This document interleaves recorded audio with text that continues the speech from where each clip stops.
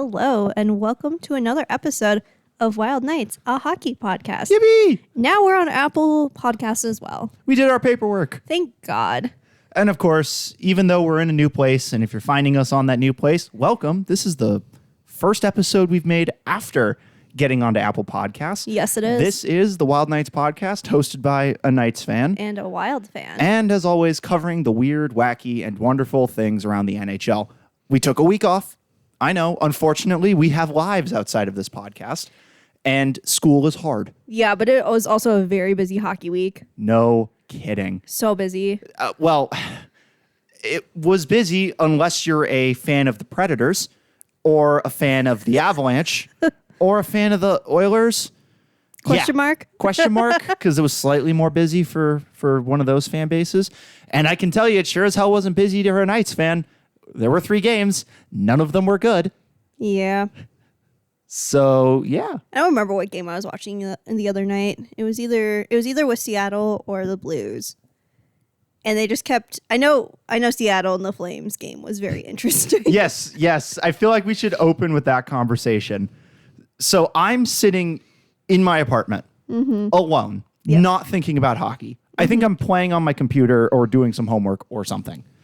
And my phone starts blowing up, and it's Erin texting me, hey, I noticed something. Answer the phone. Look at your texts. And so I look at them, and I'm like, what do you want? Oh, not this conversation. and she sends me a picture of Ryan Lomberg, the Lamborghini, and says, and I quote, doesn't this look like the fusion between Cusco as a human and Cusco as a llama? Okay, I never said that. I just sent you both pictures. Yeah, you said it without saying it. And thank you, because I can't unsee that now. So if you have access to a screen, do yourselves a favor and do that, because I'm cursed with this knowledge now, and I'm going to curse the universe with it. Well, thank you for sharing that with the world. Because I hate you. Apparently. Just about as much as I hate my Golden Knights right now. I know, I'm sorry. So hey, I'm flying high right now because we're recording this on... We'll get to you. For context, we are recording this in the middle of the Frozen Frenzy. I can't believe I'm saying this. After the Wild game, before the Knights game. It's 8:30 p.m. We got a lot when of we're hockey recording left this. today. We're in the middle of the schedule. Yeah. I only said yes to record right now because the Knights game doesn't start until 10 Central Time tonight. That is so late. For you. So late. I may not even make it through the end of the first period, and I'm a dedicated fan. Well, you have 8 a.m.s tomorrow. I know. So. This is pain. It's fine. But you may recall back, if you're a return listener of this podcast, you remember the last time I put on this headset and picked up this microphone, my precious Golden Knights were 3-0. And everything was going good. I even had a muted and short segment because everything was going well. We were 3-0. We had just beat the Ducks 3-1, and we're getting ready to go out and face our old goalie, Logan Thompson, and go on a 3-game road swing through the Eastern Conference. And I thought everything was going to be okay. Spoiler, it was not. It was very much not okay. It was not okay. It was very not okay. So where do we want to start? I think you want to start. Yeah, we'll start at the beginning. That seems like a good place to start. So, it all started to go sideways in Washington. Logan. Aiden Hill versus Logan Thompson. I love Logan Thompson. I'm so upset. He's such a good goalie, and it's not as fun when you're shooting at him this time. Well, here's the thing. This game, the Golden Knights did not stand a chance at all. They had no hope. Shocking. Well, it was the first road trip of the year. The Caps were on their second game of the year to the Golden Knights' fourth game of the year. Yeah, they're fresher. They had just come off losing their home opener. This was Logan Thompson's first start of the year. And it just happened to come against his old club. Because Charlie Lindgren, but another sidebar here. Logan Thompson requested a trade from the Golden Knights because he wanted to be, quote, a certifiable number 1 in the NHL. So he goes to Washington, and he's the fucking backup still. But I don't understand that. I think Thompson's the better goalie, but that's for another episode where I air my grievances about goalies. Goalies are going to be a bit of a theme on this podcast, not just from me, because we haven't even got there yet. Goalie goal. Save it. We'll get there. Yeah, we'll get there. So the Knights go into Washington, and for lack of a better phrase, it's a good game. It's a 1-1 game. Golden Knights scored first, which never happens. And then in the span of 3 minutes, it went from a game to not a game very quickly. It went from 1-1 to 4-1 in 3 minutes at the start of the second period because Adin Hill forgot how to goalie and the team forgot how to not take penalties. I think they took 3 penalties in 3 minutes, including giving up a 5-on-3 goal. Ouch. It was painful. And they were all the stupid penalties. It was this guy's going into the zone. I'm going to stop moving my feet, stick my stick out, and trip him. Or I'm going to go for the poke check and get the blade of the stick stuck in the guy's skate. I hate when that happens. I hate it when that happens. It's so 9 annoying. 9 times out of 10, it's not your fault. It's just the angle. And 10 times out of 10, it's a trip. And so what was a very... You're really upset. I still am. What was a very close game for the Golden Knights turned into very much not a close game in the blink of an eye. And sure, the Golden Knights were able to get another goal to make it 4-2. They scored 2 goals on Logan Thompson, both of which he wasn't even in the same zip code as the shot. They were wide open nets on really good passing plays. Mm-hmm. The only positive I could take away from that game is the power play still looked good at that point. And you can see how I'm speaking in the past tense right now. Still looked good. Oh, God, does not anymore. I have problems with this team. I'm sorry. And I left this game with Washington looking for some solace of good news. Anything to hang my hat on. And I found my thing to hang my hat on. The Golden Knights have started their campaigns 3-1 2 other times in their history. Would you like to guess what those other 2 times were? Well, I already know, so you can tell the viewers. It was a rhetorical question. 2017-18, when they went to the Stanley Cup final and lost to Washington. Correct. Fitting. And 2022-23, when they had the best record in the Pacific Division, best record in the Western Conference, and won the Stanley Cup. So I'm thinking, heading down to Tampa, everything's going to be fine. This team's going to be fine. Adin Hill's going to be better. He's playing in front of John Cooper. That's going to be his coach if he wants to be Team Canada at the Four Nations face-off this year. He's going to have to play good. And for the first little bit, everything was going fine.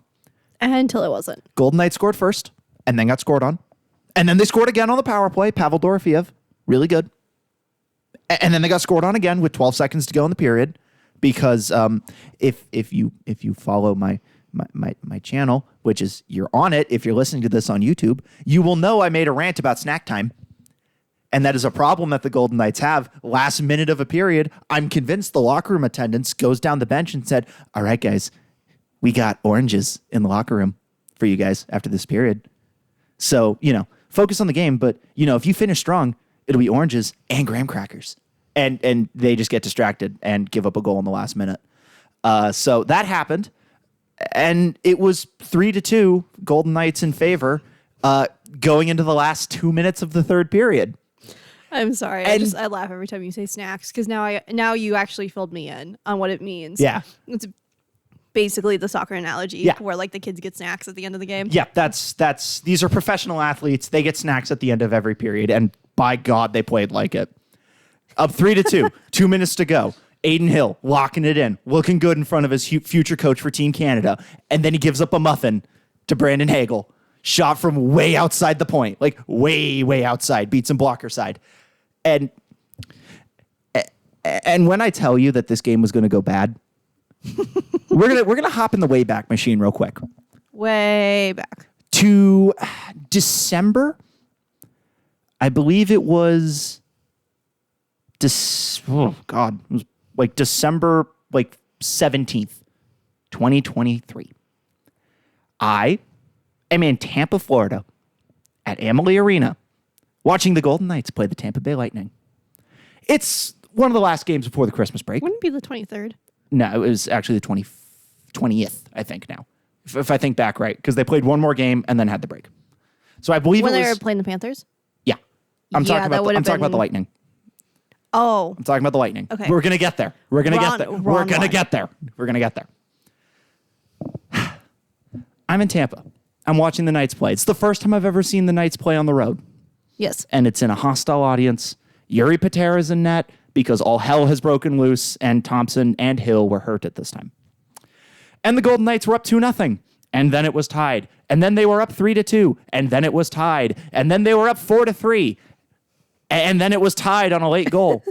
And then, for reasons escaping comprehension, Golden Knights fearless leader Bruce Cassidy puts out the fourth line against Tampa Bay's top line. At that time include Braden Point, Nikita Kucherov, and Steven Stamkos. And Nick Paul, for some reason. And we got scored on with a minute to go. Fast forward to last week in the year of our Lord 2024, and the same fucking thing happened. Except it was Kucherov who scored this time on an own goal with 54 seconds to go. Just fired a hopeless shot in the middle, hit Nick Hague, and went bar down behind Hill. And the Knights, who were 140 seconds away from getting out of Tampa with a regulation win, go to Sunrise with a regulation loss. And at that point, I drink heavily because I have seen this movie before and I hated it because it was the same thing a year later and I can't fucking believe it. Are you okay? And just when you think You're hell not has okay, frozen okay. over. I'm standing now, by the way. I was sitting. Now I'm standing. He's pacing too. And just when you think that this road trip can't get any worse, because at this point, the Knights have snatched defeat from the jaws of victory. Absolutely snatched defeat from the jaws of victory. They should have 2 points through 2 games on this road trip, but they have 0 through 2 games on this road trip. They go down to Amarant Bank Arena in Sunrise, Florida. Not in Miami. It's an hour and a half away from Miami. I don't know why people say it's in Miami. They go down there, and they're looking good. They have a lead going into the third period. Everything is playing well. Ilya Samsonov's in net, which makes sense given that Hill, through 4 games, has a save percentage below .850 and a goals against average of 4. He's given up 16 goals in 4 games, so he's not playing well. So Sammy's in net. He's playing well. He's given up 1 civvy goal, and then he gives up another civvy goal to make it 3-3. It hits him in the thumb, and instead of going in the glove, it goes into the slot, and it's a wide open net. And it's 3-3, and the game goes to overtime. And you'll never guess what happens. They won? The Golden Knights lose on a goal with 8 seconds to go in the overtime on a blown coverage by our best defenseman. I'm so pissed. Is this what I was like last time? Yes. Okay. And so, what was supposed to be, what was a combined 3 minutes away from being, was 4 points on a road trip through Washington, Tampa, and Florida. It wound up being 1 point. And I died inside. I'm sitting now. God, I hate this team right now. It'll be okay. I'm feeling lightheaded after that rant. Oh my God.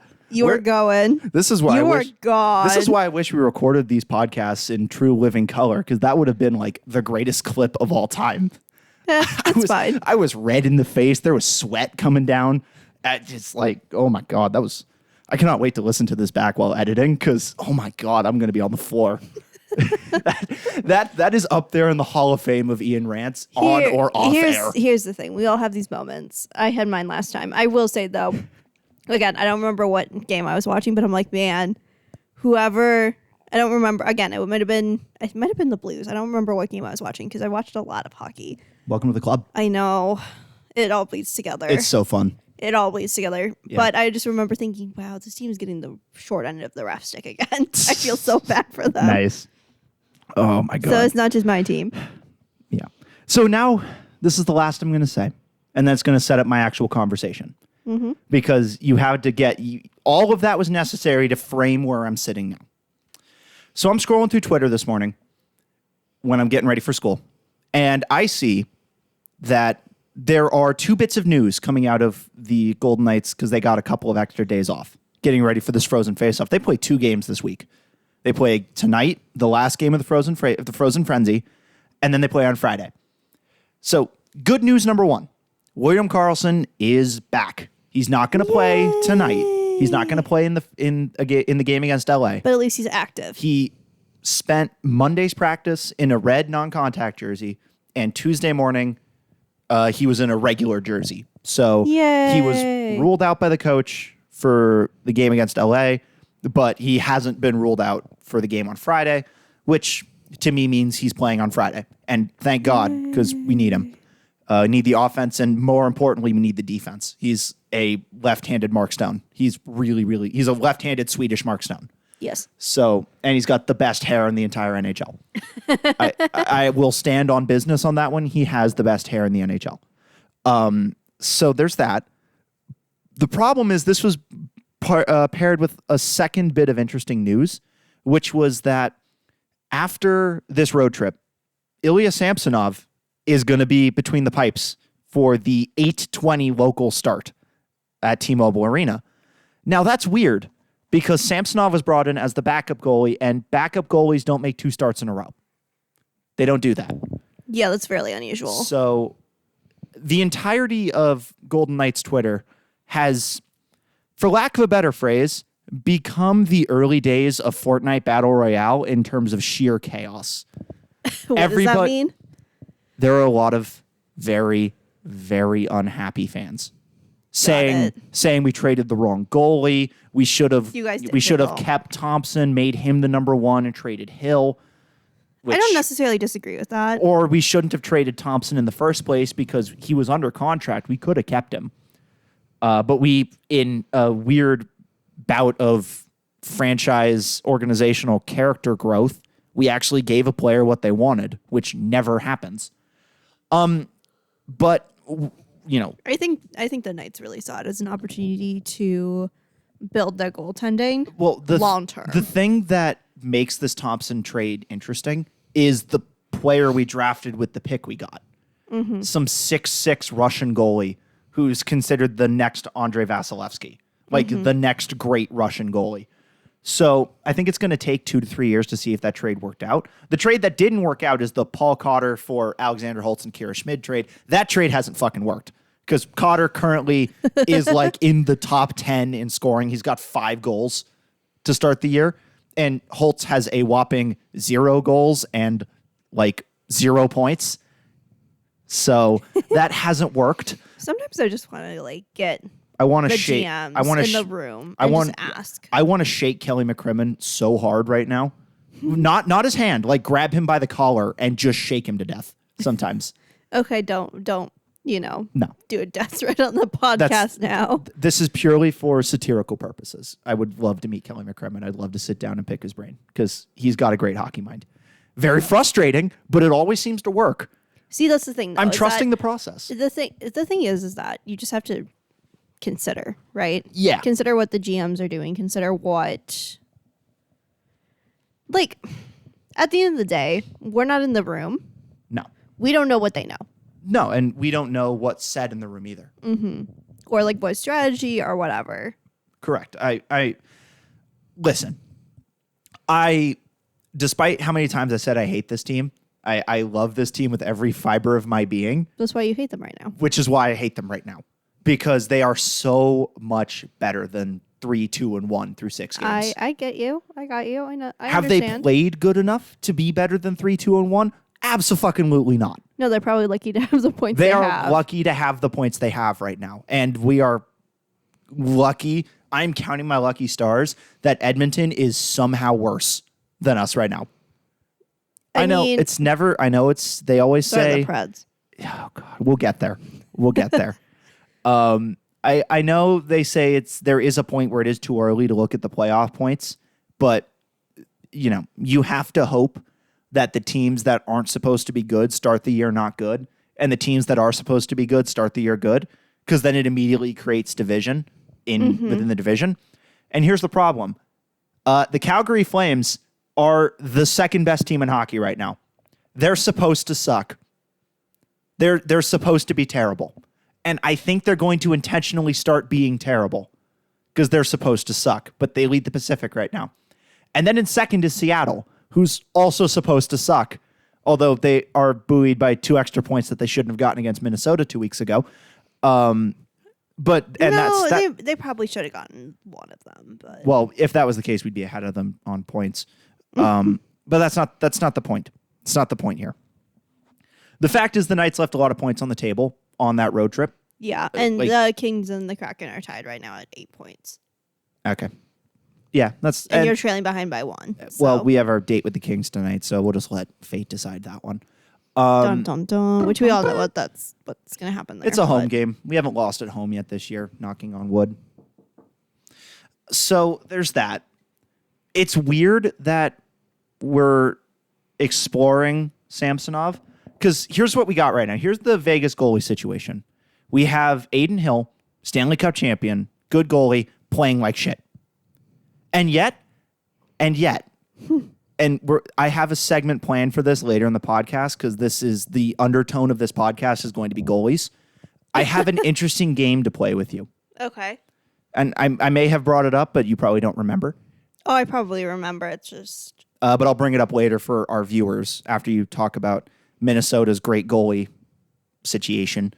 Goalie goal! Goalie goal! But it's weird that despite how bad I said Hill played, he's still not in the bottom 25% of NHL goalies. He's still serviceable. Yeah, I mean, he can turn it around this season. It might just be... He needs a break. It might just be he needs a break. Maybe he's a little off. Maybe he feels the pressure now that Thompson's gone. Yeah, maybe. Like, we don't know what's really going through his head. And I'm not going to try and say that he's bad because he's not bad. He's a better goalie than I'll ever be. Well, he's a good goalie. He's just going through a bad streak. He's just having a rough go of things right now. And Samsonov is not hot either. So your team's just having a problem where both goalies are not on. It is not every day where you see what you will likely be able to say. I will sit down with this microphone in April, and I will probably be able to point to 2 of the 4 goals that Samsonov gave up against the Panthers. I will probably be able to point to them as the 2 worst goals allowed by the Knights the entire year. Because they were so bad. Probably. Yeah, like it. They were so bad. I now understand why Toronto hated this guy so much. Because 1 minute, he's amazing. You know, one of the best win percentages in the NHL for the last 3 years. And then he'll just kind of stop doing that and give up easy ones. So we'll see how he does tonight. We'll see. And I might want to quit my yapping if I actually want to watch that game so we can move on to other things because I've blown up everybody's eardrums to the point where I had to be turned down. Yes. You should have turned me down earlier. It would have let me yell. I mean, I'm glad it was a little bit elevated because, like, yeah, I think you needed to be kept in line, and I think if it was, you know, quieter, I don't know if you would have. I needed to get it off my chest. I know. I was very upset. I know. It's all going to be fine, though. It's so early to be caring about the standings, but I do. No, I mean, I'm looking at them right now. Well, yeah, because your team isn't terrible right now. Your team has won a game in the last week. It won a game tonight.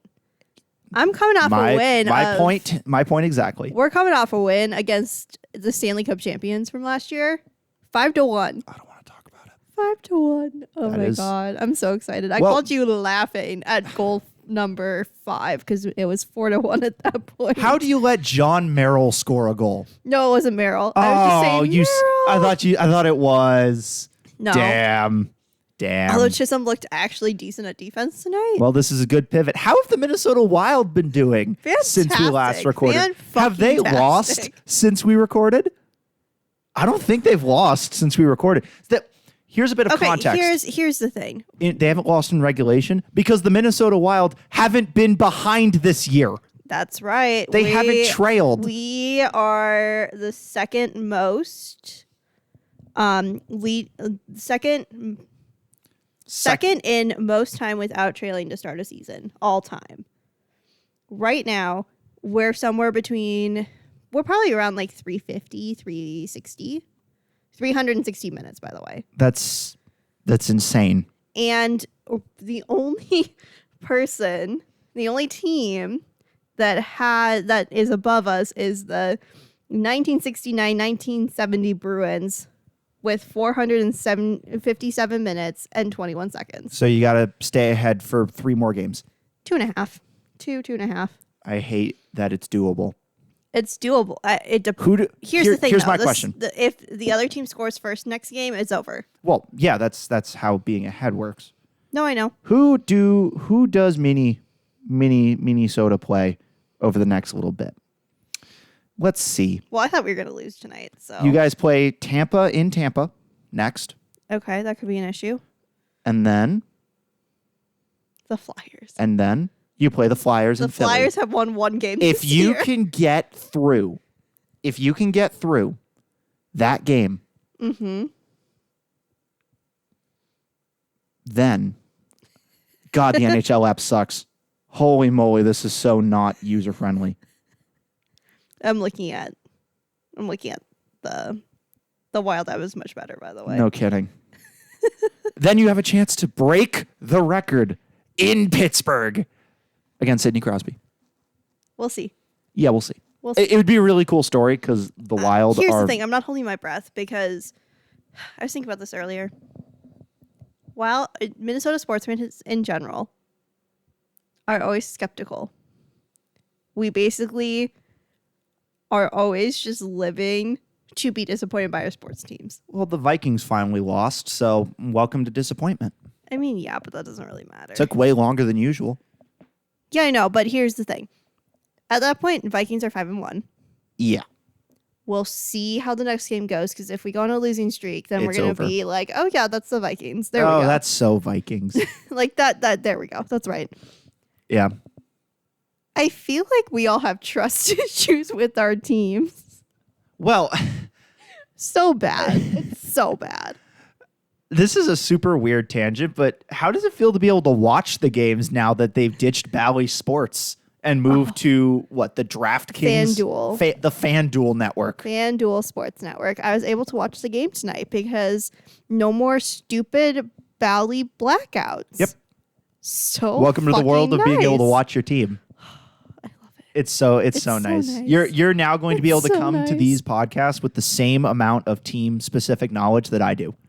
Yeah, because before I was like I had to watch the Blues game after it happened. Yeah, and that just doesn't hit the same No, it when you know doesn't. what's happening because you tune out until you know something's about to happen.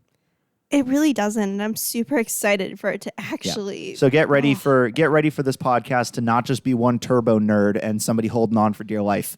Yeah, no, I'm really excited that Yeah. Bally no longer, because we are talking about it.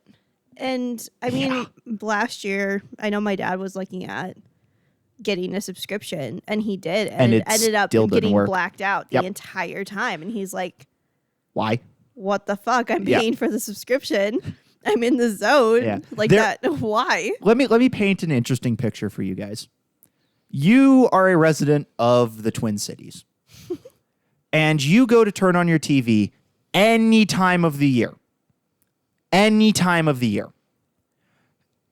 All the teams are broadcast by Bally Sports. It used to be Fox Sports North, and I miss them so much. Formerly Fox Sports North, and I miss the regional Fox Sports coverage because Fox Sports South was crazy nuts down I'm in just Texas. happy that Gorgie is still with us. Yeah. So, Erin, what's the number one provider of TV in the Twin Cities area? The answer is Xfinity. I'm like Xfinity or DirecTV. It's Xfinity. What company does Bally Sports have a 2.5-year long contract dispute with? Xfinity. Xfinity.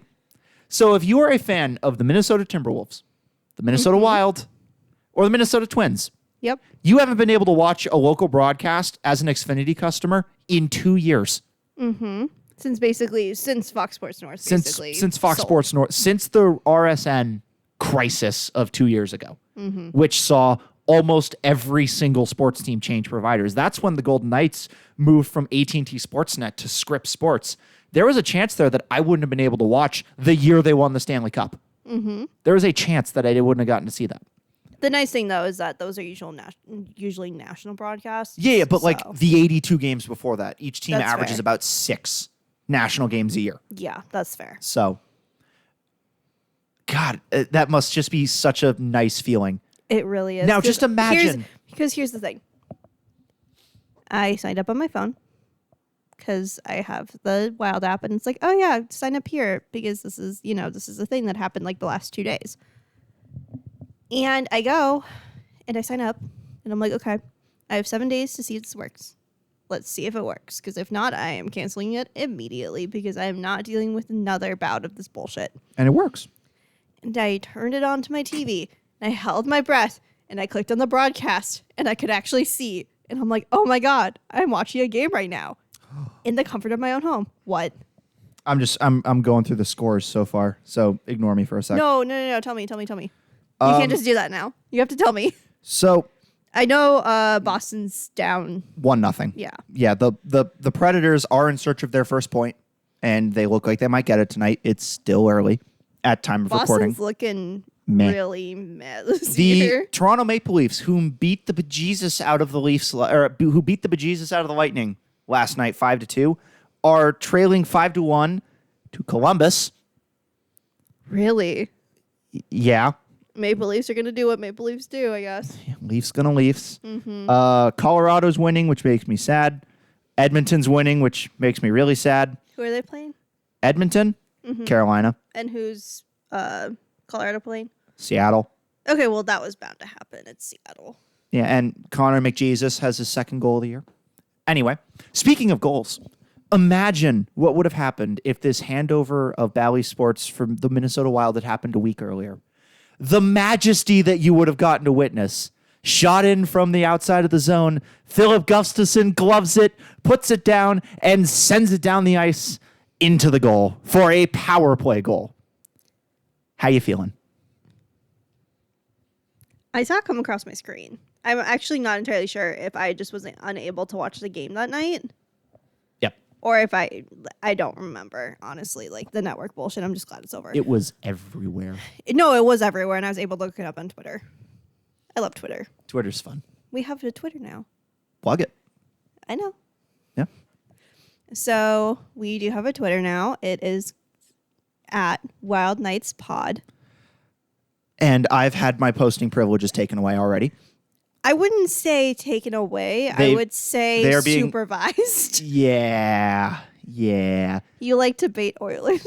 I do, but I do that on my own. I know, but I don't fun. want you to use our official account to do something stupid. So I have to run all of the tweets through proper channels. Yep. That proper channel is not logging in on my own and doing it. There's a reason I haven't been given the login. You can probably guess the login. I think you actually might know the login. I don't. Okay. And I'm not even going to try. This Thank is God. one of those things that I don't want to figure out because once I have it, I'm not going to let it go. No, I know. So it's wise to keep it away from me. But anyway. So goalie goal. First goalie goal in Minnesota Wild history. Woo. Goes to the Gus bus. It was a beauty. It really was. It was such a beauty, and I love it so good. much. I am so happy, guys. So good. I love goalie goals so much. And like that was the night the Knights blew it to Tampa. So I needed that to feel better. And it made me feel better for a moment. But that's so cool. I tried doing that at hockey practice on Sunday. I grabbed a puck and went to the top of the circle. Yeah. And I'm like, Gustafsson shoots it down ice. And You missed. I'm not very good at puck handling. Not only did the puck not make it to the red line, it hit the boards. The left boards. I pulled it. It wasn't very good. Actually, I pushed it. Yeah, it wasn't. Not my best. So hats off. Hats off. Especially when you have to realize that the puck had to be stopped. And or lifted. At least, you had. He had to huck it. It was beautiful. He hucked that thing. Oh, I'm in such a good mood, guys. I'm in such a good mood after 5-1. Like, I thought we were going to lose that game. And honestly, I know you're over there really upset. I'm so upset. But honestly, our team is actually looking pretty good. I'm really upset the Spurgeon's out again.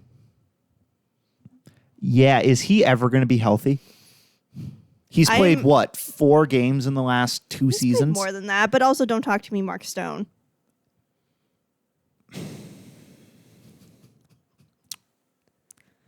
Here's the difference. No, there's no difference. He's got a ring. I don't care. And injuries happen. He had back surgery twice. And I'm And pretty his sure spleen he exploded. had, I'm pretty sure that Spurgeon had Yeah, hip I know. and knee surgery I or hip know. and back surgery I or know. something. I want him to be healthy too. I just want him He to be back. represents all the short kings in the NHL so well. At 5'10". You know what I want? You know what I want to see? If I was commissioner for a day. Mm-hmm. If I was commissioner for a day, I would make the All-Star game a matchup between all players above 6 feet and against a team of all players below 6 feet. Why? We'd have Tim Stützle, Jonathan Marchessault, and Jared Spurgeon against Tage Thompson standing at 6'7". Just tell me that wouldn't be hilarious. It'd be like a swimmer standing next to a cheerleader. I don't know if I find that hilarious. I just remember we were at the Wild game. I'm like, see, this is how tall Spurgeon is. He's so and you small. looked at him and you're like, oh my God, I didn't realize he was that short. And the thing is, he's not short. He's not. He's short by NHL standards. He's not short in general, though. If he is, in fact, 5'11", him on skates is only half an inch taller than me in shoes. I'm looking up his height. Granted, I'm the tallest. I'm very tall no matter what room I walk into at 6'2". So there's that, but no. He's 5'9". I'm taller than him when he's wearing skates. I'm like, I knew he was 5'9" or 5'10". What kind of hockey player is this? A good one. No wonder he keeps getting hurt all the time. He's so close to the ground. Bro, it's 2 inches. Pretty sure the average hockey player is 6'2". That seems high. That seems really high. I'm going to look it up. Okay. Fill time for a second about the Wild and how great everything's been going while I look that up. Wow, you could not I'm sound bitter. any more bitter. No, I mean, I think that our players coming out from Iowa are doing good. I was right. Is it 6'2"? 6'2". The average height of a goalie is 6'3". Weird. Not really. I mean, yeah. Anyway. But still. Yeah, I mean, I don't know. Our players are doing good. Yep. We're seeing a lot of depth, which we didn't see last year. Yep. We're seeing. Well, okay. I mean, Trent. Perfect. Yeah. Oh, Trent. I really am. I love Trent. I'm still not sold on him. Here's the thing. I'm not sold on him. I don't know if he's gotten us points. I don't know. But he's got some intangibles. But he's got some fire to him. And I was literally yelling in my apartment earlier. Go! Yay, Trenton! Yeah, Trenton! I was just like, go, go, go. Because he was handling the puck just enough and kept it away just long enough for us to do a line change, which was really nice. So it's just stuff like that where it's yeah, you obviously you want the people that can play and that can put up points and all this stuff. But you can't have those people if you don't have people like Trenton. You just can't. Yep. So, but a prime example. So tonight, Rossi had a goal. Okay. The next Matt Boldy. I was actually very happy with how Rossi was playing tonight. Johansson. Okay. Boldy. Okay. Zuccarello. Okay. And Eck. Jesus. So we had with his recently fixed nose. And he actually got taken down in front of the net. And for a second, I was like, oh no. Oh no. Please do not hit your nose again. Not the nose. Is he still wearing the full cage? I don't know. I would have to imagine he's wearing a full bubble still. My guess would be yes. He's gotta be. I was not paying that close of attention. Especially once it got up to 4-1. I was just kind of had it on. I really wasn't watching it. That's fair. Now, you did recently, we got to do something cool. We got to go down to XL Energy Center. Mm-hmm. This was 2 days ago. Yes. And we got to go do something that I never thought I'd ever be able to do. And it was a bit of a bucket list item. We got to skate around on the ice at XL Energy Center. Yep. And sure, as a Knights fan, this was a great time for me to visit one of the most famous spots in all of hockey, the place Jonathan Marchessault was standing when he scored an empty net overtime winner. So that was cool. And I got to throw my elbow around, for lack of a better phrase, at my co-host here behind the net to be like, oh, if you look closely, Erickson X blood is still on the ice. It's fitting. This is a Halloween skate. They didn't clean it up. They definitely did clean it up. No, they definitely did. And then, of course, recreating the side of the dumbest penalty of all time, which was at that Seattle game. Oh, yeah. But in all honesty, that was like a super cool experience. It was. Because I've now skated on all 5 professional or all 5 ice or professional levels. I've skated on a rink that is home to teams of all 5 professional levels of American hockey. There you go. The Fed, the SPHL, the ECHL, the AHL, and the NHL. Yes. Of course, the AHL and the NHL are the ones that matters, and that would be ATB Center at Cedar Park, home of the Texas Stars. I actually played games there as a kid. And then, of course, XL Energy Center. Never thought you'd do that, huh? No, I never thought I'd do that, which is super, super cool. That's why I took about 1 million pictures. I also took pictures of you. Yeah, you did. None of them are very good. Well, yeah. Mostly because I look stupid. Also because, like, you're focusing on skating. Which and there wasn't that kids. many people there, but there was just so many kids. Yeah. And by so many, I mean like 30 or 40 people on the ice. So like that's it. So would you say that things are great in Minnesota Wildland and things are terrible in Vegas land? I mean, I don't want to say stark contrast that, to last week. Sure. I like our team. They're good. Like they got potential. So, like 3rd and 4th line are actually producing. Yeah. Which we don't usually see. No. And I feel like all of the seeds that we have planted and kind of sowed and stuff are starting to come back. Yeah. Like which is good. It feels really good for once. And again, I am so ready for the season to do a complete 180 and just gut punch me. But you're going to be happy while you're being given the happy juice, basically. Like I'm gonna be I think one thing that is really nice is that when you're a Minnesota sports fan, you appreciate your wins so much more. Yeah, I am starting to realize how complacent I am with being a fan of a good team. Yeah. Like the wins feel like they're supposed to happen, and the losses always hurt like a motherfucker, just because you don't think they should happen. I mean, every team's gonna lose though, and that's what you remind me too. Yeah, is that every team has to lose. The problem is Minnesota fans have reached like an apathetic state with their teams where they are expecting them to lose. I'm a Vikings fan. I've been a Vikings fan my whole life. I don't expect them to win, ever. Bro, I feel like XL Energy Center this year actually has some fire to it, and I love it. I haven't been to Vegas yet this year, but XL has quite a bit more noise in it this year than it did last year.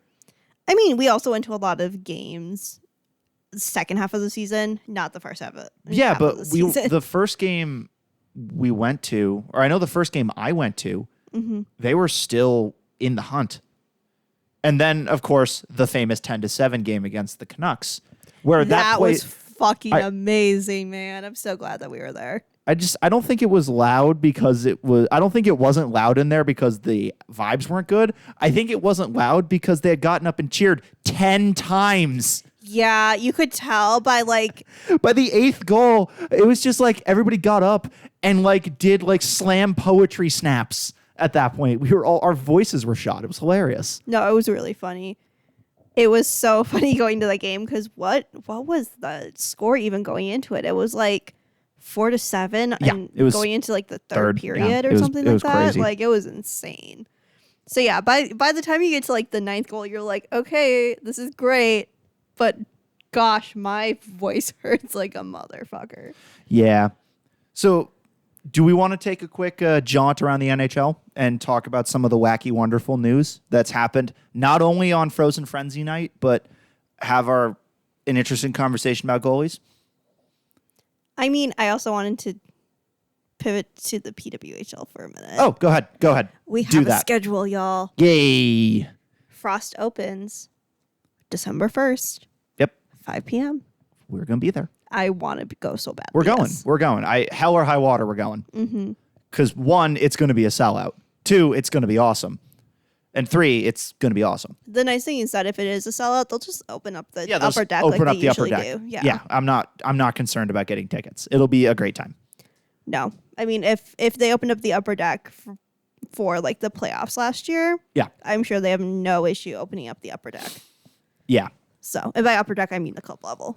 Yeah. It'll be a really good time. Yeah. And no, I'm very excited. I'm so excited for PWHL to be coming back. Yeah. Banner raising too. Oh, yeah. And at one point, I was like, Are they not going to come back? No, I was more, should I buy season No. tickets?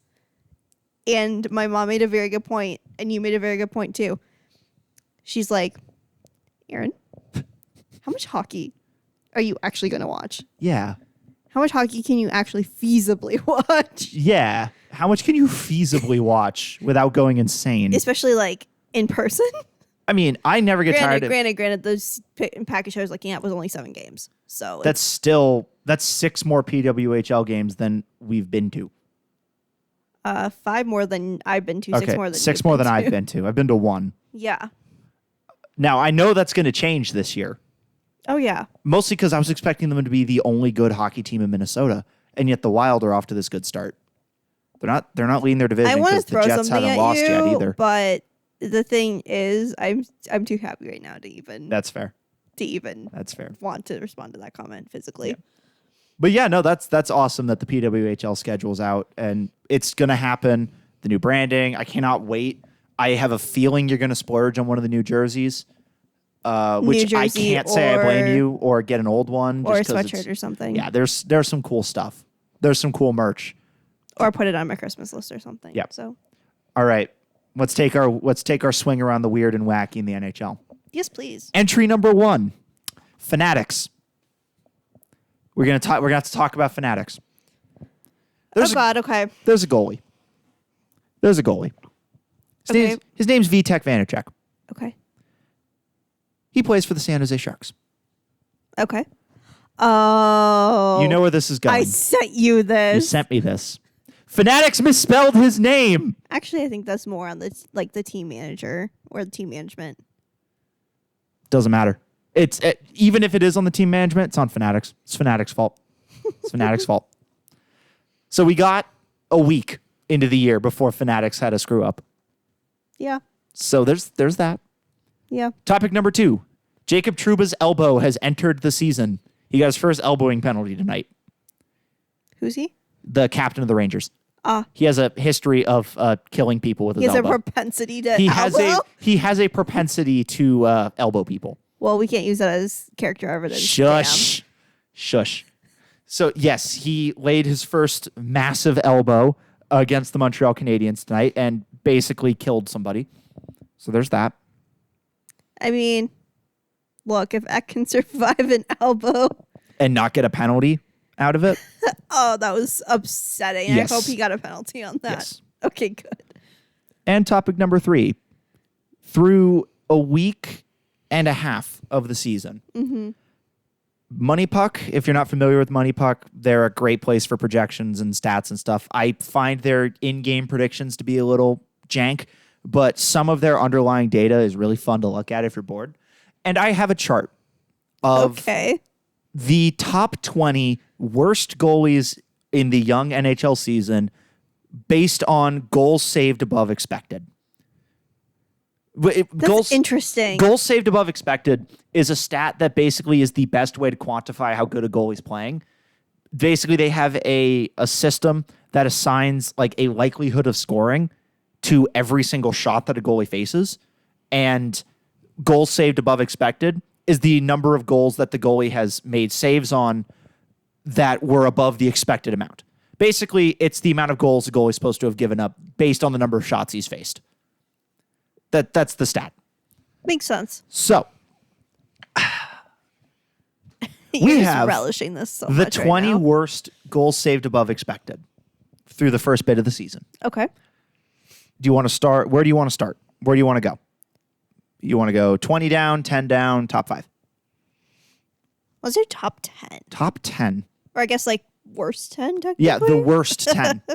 Worst 10. Okay, wait, who's at number 10? Number 10 is Ville Husso of the Detroit Red Wings.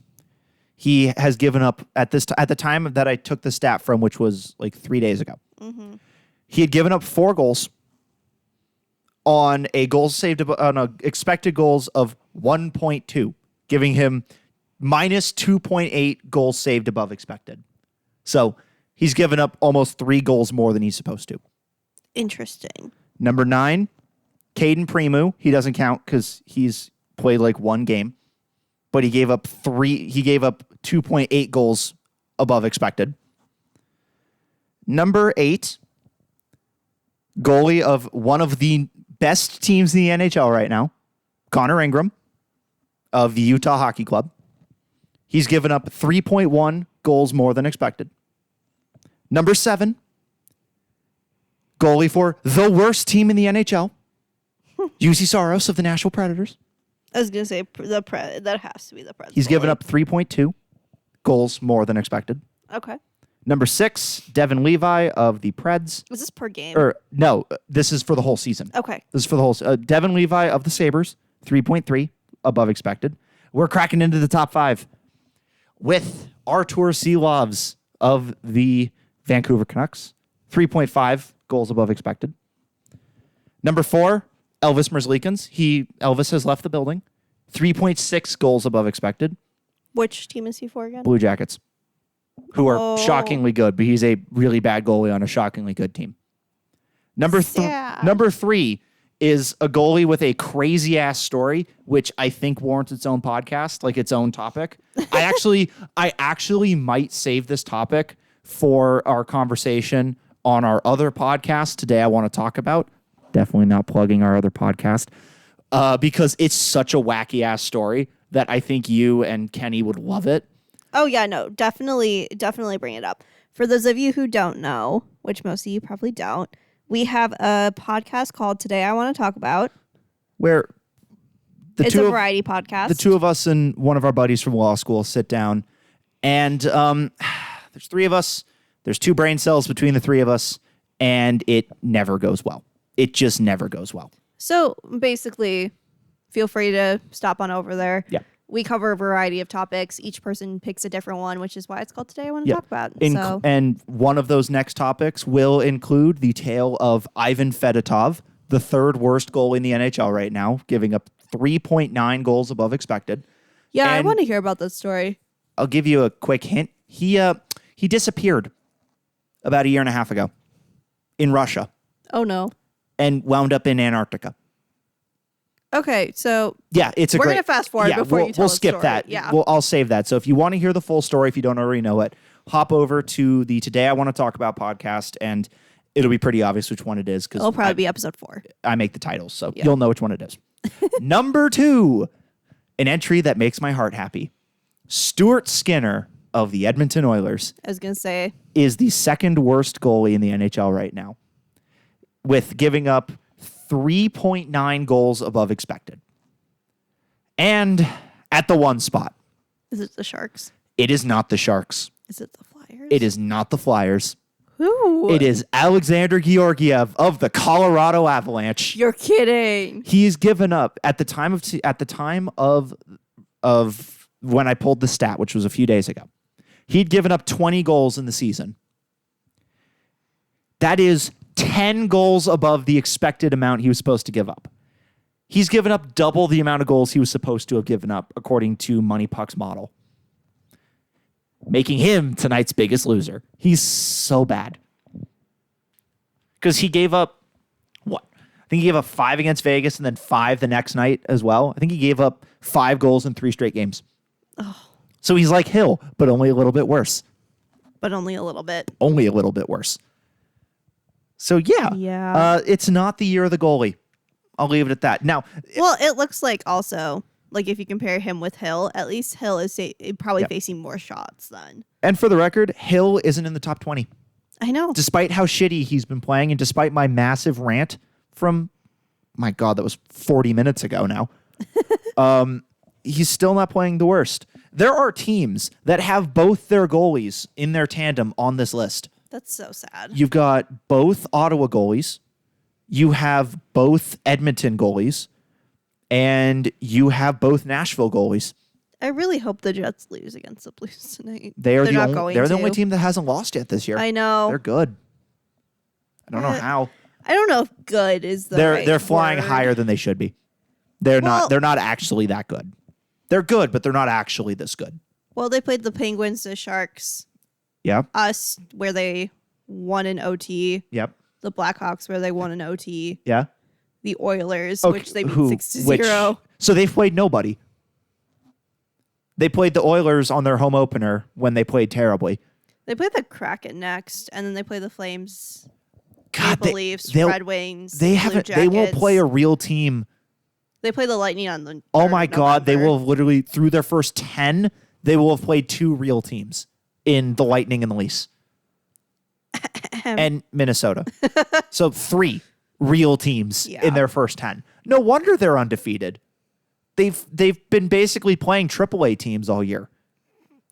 Okay, don't insult some of our listeners like that. I'm gonna rag on my own AHL team. The Anderson Silver Knights have won 1 game this year, and have played 4. Sad.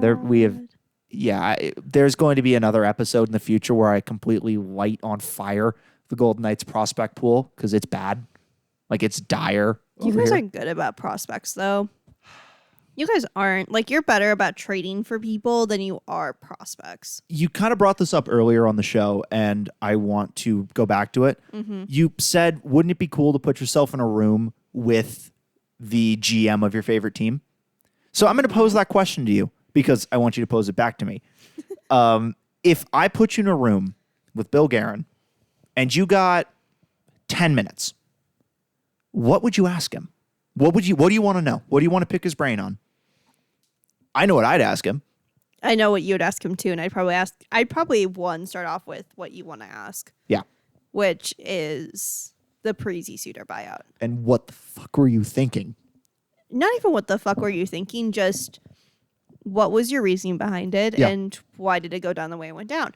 Was it because you felt that we couldn't start rebuilding an organization?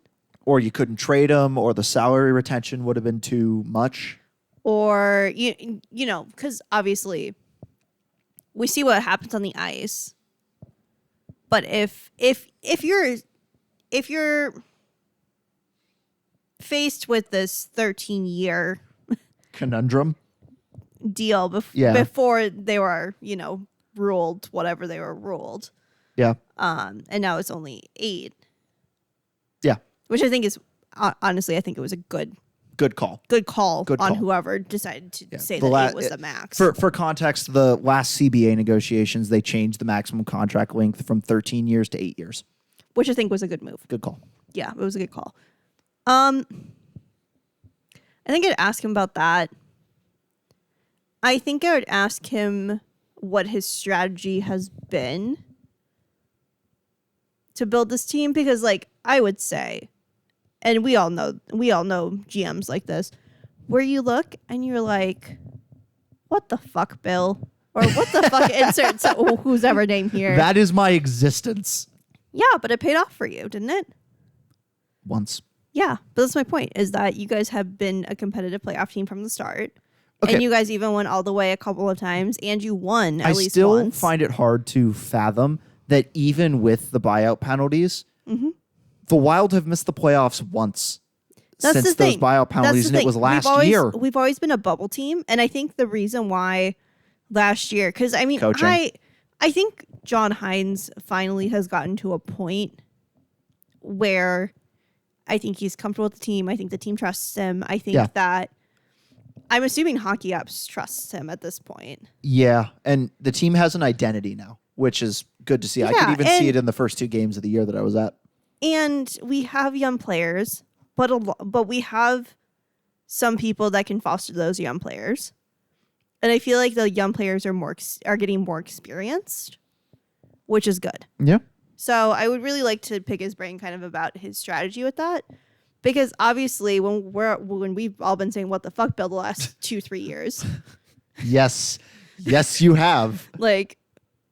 Okay, obviously something's paying off, and so that would be your first question. You'd walk into the room, you'd open the door, you'd go sit down at Bill Guerin's desk, and you would say, "Thank you for having this meeting." I'd first like to say, "What the fuck, Bill?" Well, I wouldn't say that, but you know what I mean. Yeah. Because I'm sure you also would love to pick. I want to go. GM's I want to brain. go talk to Kelly McCrimmon. Yeah. I just want to talk to him. Okay. I said you got one question. I know I'd have to split it to two questions because there are two things I really don't think want to you know. said one question. I But- think you said 10 minutes. Okay. Because your 10 minutes would be, where's the team going? Why the Parise Suter buyout? What the fuck, Bill? Basically, yeah. Which I have a feeling you're also going to steal the what the fuck question. I'm not actually. Really? No, because I have blind faith in this man. Kelly McCrimmon. You should not have blind His faith in this man. methods are questionable, but they have given results. So this is a story that you're going to find crazy. Mm-hmm. So Kelly McCrimmon is the second GM in Golden Knights history, Okay. which is weird to think that a team that has had nothing but success is going through its second GM. No. Well, teams don't switch GMs when they're successful. That's just not something that happens. I mean, no, but it can happen. And what happened in this case, so our team's first GM was George McPhee, who's now the president of Hockey Ops. He was the former... Well, that's why. Yeah, but he became the president of Hockey Ops after the team made it to the conference final. Mm-hmm. The team that he had handcrafted was the best team in the NHL and ran into Anton Hudobin and the Dallas Stars in the bubble, which was rough. And Kelly McCrimmon was this upstart GM. He was working in the minors and in the juniors with the Brandon Wheat Kings. And he's this great hockey mind. And other teams wanted him really bad. And the only way that he could stay in Vegas is for George to move over, and he did. And it's worked out really well because the Knights won a Stanley Cup. However, his methods are a little confusing. And so what I would want to ask him first is he allergic to first-round picks? I gotta know. The Knights We've alluded to this. the Knights have 10 of them in their history, and 2 of them are still with the team. Total. Only 2 of them. Because You guys just don't pick well. Eric Brandstrom, gone. Nick Suzuki, gone. Cody Glass, gone. Peyton Krebs, gone. David Edstrom, gone. Zach Dean, gone. Brendan Brisson's still here, and Trevor Connolly just got drafted, so we can't trade him yet. Yet. And we also don't have a first-round pick next year or the year after that. Because you traded them. Because we traded them to get Tomas Hertl and Noah Hannafin. Honestly, though, those were good trades. Those are going to work out really. Oh, well, Hertl has 1 shot on goal at 5-on-5 this year through 6 games. So we'll see. Yeah, but he hasn't looked bad. He's got a power play goal, so he's fine.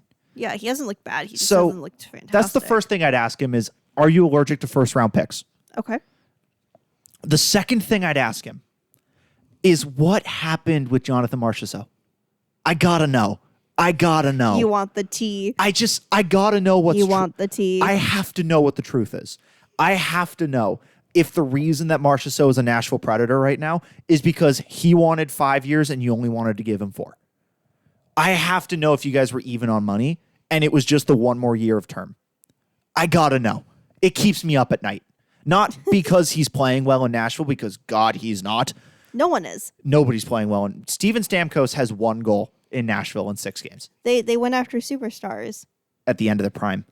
Not even at the end of their prime. They just went after superstars that Yeah. probably, like, you went after too many big name players Yeah. that it just seems like the chemistry's probably not there. Yeah. Like, you went after too many new people. I got to know what happened there. And if I had time at the end of the meeting, I'd ask him what the future is, because this is a topic for a future episode, maybe during like a week off where neither of our teams play a lot of games.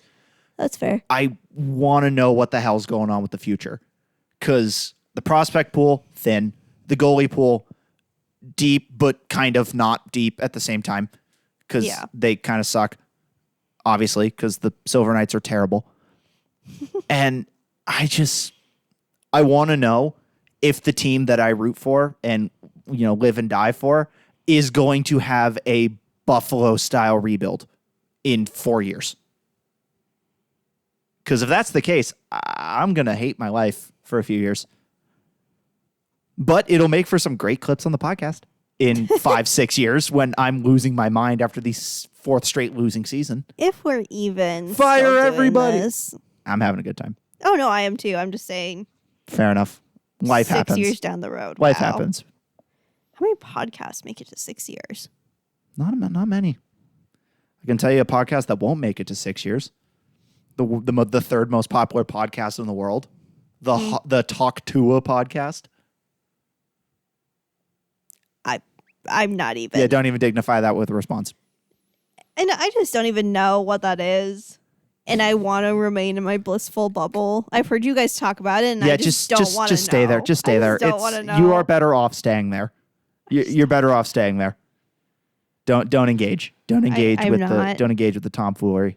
All right, let's take one more quick jaunt around this frozen frenzy before we call it an evening and wrap. I'm just looking up at the Iowa Wild. Nice. Lose. Oh wow. The Iowa Wild are not very good, are they? We've lost 4. We're 0-4 right now. Nice. All right. Columbus finished off Toronto. Detroit won the most boring game of the night, 1-0. Who did they play? The Islanders. Oh, The that Jets. tracks. The Jets, I believe, just beat the Blues. Yes, the Jets beat the Blues 3-2. So they stay perfect. Canucks are winning. Avalanche are winning. The Preds are up by 2, which makes me sad.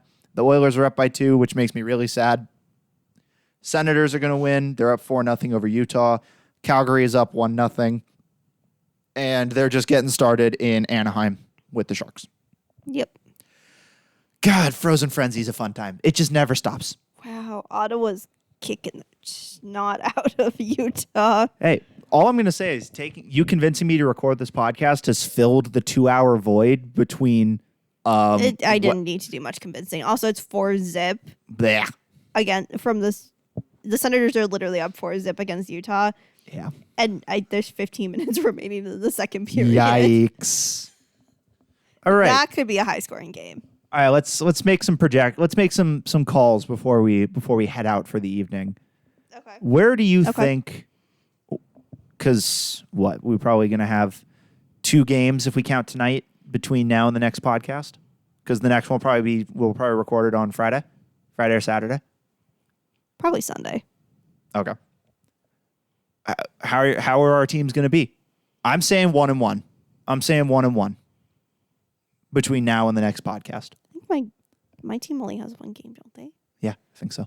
Because you already played your game for the day. No, I know. I'm counting tonight. I'm counting puck drop in 30 minutes. I think that we'll at least get a point. Cool. I have a feeling we'll lose, but I'm going to be optimistic. If you're going to lose in overtime, having been ahead the whole game. I'm going to say that we are going to be able to go into overtime with the Lightning. Nice. I hope so. I hope so. I kind of want the Wild to be good just because we're not fighting. We also play on Saturday. Oh, cool. Cool. And we're against the Flyers. So I think we're going to be, I want to say 4 to 5 points in the next 3 games, including tonight. Yep. Yeah, that's pretty good. So we're either going to lose, win, or OT win, or OT loss, or Yep. OT win maybe, and a win. We will find out. Yeah. So, yeah. With that being said, thank you if you made it to this. If you made it this far in the episode, 1, you're a trooper. Oh, my God. I could not imagine listening to myself talk for that long. Thanks for listening. If you are on YouTube, be sure to like and subscribe. If you're on Spotify, be sure to follow. And if you're on Apple Podcast, 1, welcome. What the hell are you doing here? No, not what the hell are they doing here. Welcome. Yeah, welcome. We keep listening. Please keep listening. We're amazed that you found this podcast and got to episode 12, I think it is. Yeah. Yeah. Episode 12 or 13. Yeah. 12, yeah. We're all over the things now. And with the NHL regular season in full swing and the PWHL season on the horizon about a month out, just more than a month out, there's never any shortage of anything to talk about in the hockey world. Thank God the off season was Dull. rough. It was dull. But as always, thank you for listening. I hope you guys enjoyed listening to this, and keep coming back, and we will catch you guys in the next one. Bye-bye.